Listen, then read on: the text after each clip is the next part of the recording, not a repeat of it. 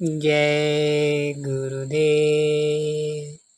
प्रेमी भाई बहनों, महापुरुष बताते हैं कि पाप का मूल विकार होते हैं। विकार जो हम आप सबके अंदर प्रकट होते हैं, गंदे विचार, यही पाप का मूल है। इसी विषय में एक दृष्टांत है। बहुत समय पहले की बात है। हमारे देश में एक बहुत ही सत्यप्रिय, धर्मनिष्ठ, न्यायप्रिय और प्रजा के सुख दुख को अपना ही समझने वाले राजा थे। एक दिन वो चिंतन करने लगे कि आखिर में ऐसा कौन सा कारण है कि मनुष्य न चाहते हुए भी पाप कार्य करने को मजबूर हो जाता है।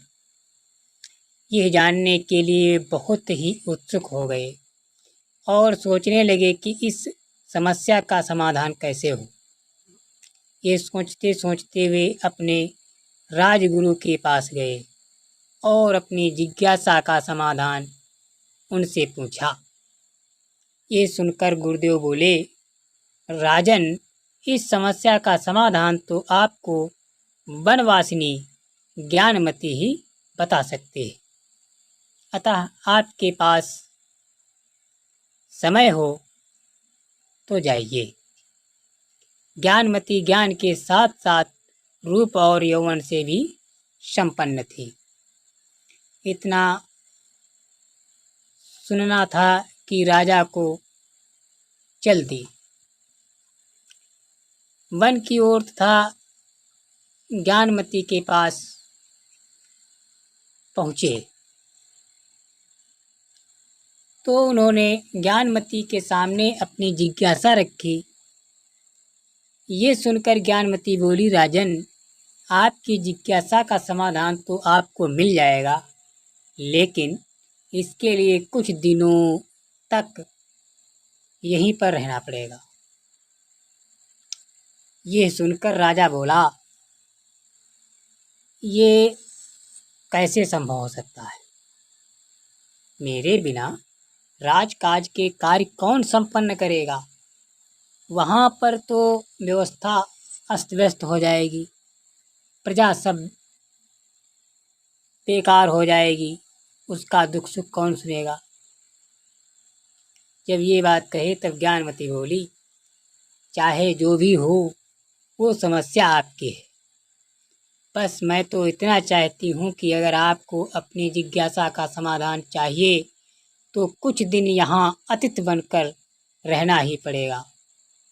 इसके लिए अतिरिक्त और कुछ नहीं। अब राजा सोचने लगा, आखिर करूँ तो क्या करूँ। काफ़ी देर सोच विचार कर अंत में उसने निर्णय लिया कि ठीक है, मैं यहाँ रुक जाता हूँ। और उन्होंने अपने राजमहल में भी सूचना भिजवा दी कि मैं किसी आवश्यक कार्य में कुछ दिन के लिए राज्य से बाहर हूँ। मेरी अनुपस्थिति में राज्य कार्य सुचारू रूप से चलना चाहिए। इस दौरान ज्ञानमती राजा की खूब सेवा सत्कार करती, उनसे खूब ज्ञान की बातें करती, ध्यान की बातें करती, खूब मनोरंजन करती। इस प्रकार से संसार और शरीर की ईश्वर के बारे में तत्व चर्चा करती। लेकिन धीरे धीरे राजा ज्ञानमती के रूप और यौवन पर मोहित हो गए। कहाँ तो वे ये जिज्ञासा लेकर आए थे कि मनुष्य पाप कार्य करने के लिए क्यों मजबूर हो जाता है। बस फिर क्या था, एक दिन उन्होंने अपने मन की बात ज्ञानमती को बता दी और उनके सामने विवाह का प्रस्ताव रख दिया। ये सुनकर पहले तो ज्ञानमती को बड़ा आश्चर्य हुआ और तुरंत ही बोली, हे राजन, आपको तो अपनी जिज्ञासा का उत्तर शीघ्र ही मिल गया। ये सुनकर राजा क्रोधित हुए और बोला, ये मेरा उत्तर कैसे हो सकता?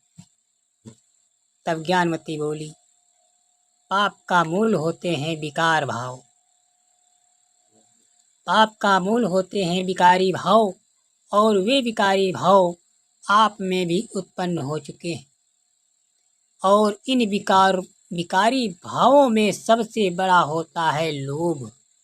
जो कि आपके अंदर स्पष्ट दिख रहा है। कहाँ तो आप यहाँ ठहरने तक को तैयार नहीं थे और कहाँ आज आप मुझे रानी बनाने तक तैयार हैं।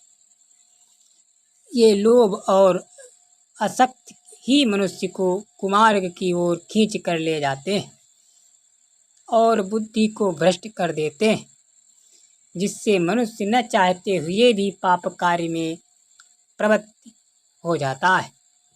और यही आपकी जिज्ञासा का समाधान है और कुछ नहीं। इसलिए भी कहा गया है कि परवश्ये प्रदार्श्वे न कार्यम बुद्धि ग्रस्तते पारवास्विक्यम नरकेवम प्रजिदास्ता मृतवे। ये सुनकर राजा बहुत ही शर्मसार हुआ और ज्ञानमती को प्रणाम कर राजमहल की ओर प्रस्थान कर दिया। इस प्रकार से इस कहानी से हमें शिक्षा मिलती है कि लोभ ही सभी समस्याओं का मूल है। इसी के कारण हम करणीय अकरणीय सब कुछ कर जाते हैं, चाहे वो प्रकृति के विपरीत ही क्यों न हो। अतः हमें लोभ नहीं करना चाहिए। कहा भी जाता है लोभ पाप का बाप है। जय गुरुदेव।